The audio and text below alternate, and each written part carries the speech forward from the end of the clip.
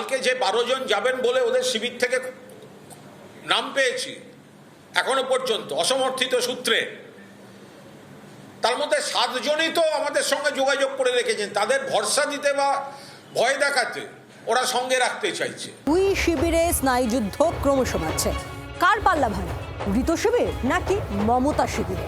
এই আবহে আগামীকাল মুখ্যমন্ত্রী শুভেন্দু অধিকারীর সঙ্গে বৈঠক ঋত শিবিরের, এবং যেমনটা জানা যাচ্ছে যে 12 জন বিধায়ক ঋত শিবিরে সঙ্গে এই বৈঠক, যেমনটা মুখ্যমন্ত্রী শুভেন্দু অধিকারীর সঙ্গে। তবে কুণাল ঘোষ তিনি পাল্টা দাবি করছেন যে যারা বৈঠক করবেন তাদের মধ্যে 7 জনই আবার মমতা শিবিরের সঙ্গে যোগাযোগ রাখছে। কুণাল ঘোষের দাবি কি শুনবো?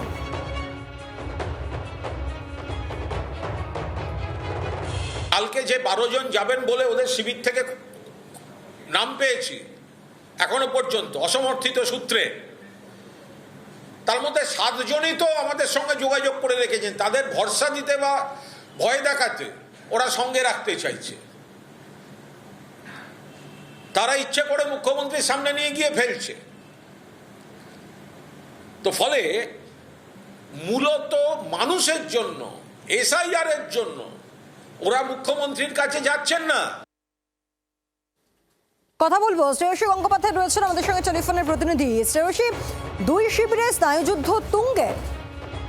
দেখো, কার্যত আমরা জানি যে গতকালই এক্ষেত্রে ঋতব্রত শিবিরের আমরা দেখেছিলাম যে বিরোধী দলের যিনি মুখ্য সচেতক আখরুজ্জামান, তিনি গতকালই ঘোষণা করেছিলেন যে এসআইআর ইস্যুতে তারা মুখ্যমন্ত্রীর সঙ্গে সাক্ষাৎ করতে চেয়েছেন এবং মুখ্যমন্ত্রী তাদের শুক্রবার সময় দিয়েছেন। এবং যেটা জানা যাচ্ছে যে শুক্রবার অর্থাৎ আগামীকাল 2:30টার সময় 12 জন এরকম ব্যক্তিকে নিয়ে কিন্তু কার্যত মুখ্যমন্ত্রীর সঙ্গে দেখা করতে যাচ্ছেন। এই ঋতব্রত শিবিরে যে পরিষদীয় দলে যারা রয়েছেন সেরকম 12 জন যাচ্ছেন।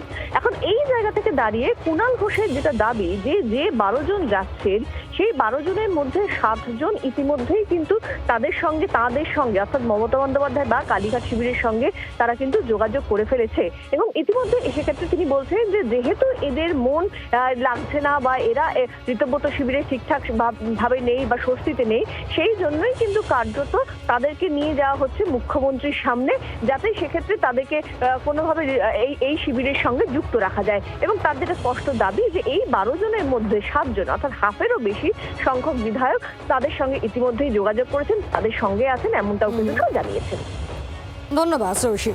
তৃণমূলের ভাঙা করার মধ্যেই দুই শিবিরে স্নায়ুযুদ্ধ প্রবল, ঋত শিবির নাকি মমতা শিবিরের পাল্লা ভারী? কাল নবান্নে মুখ্যমন্ত্রী শুভেন্দু অধিকারীর সঙ্গে বৈঠক ঋত শিবিরের 12 বিধায়ক ওই বৈঠকে যোগ দেবেন। এই 12 বিধায়কের মধ্যে 7 জন তারা নাকি যোগাযোগ রাখছেন মমতা তৃণমূলের সঙ্গে, এমনটা দাবি কালীঘাটে পন্থী কুণাল ঘোষের।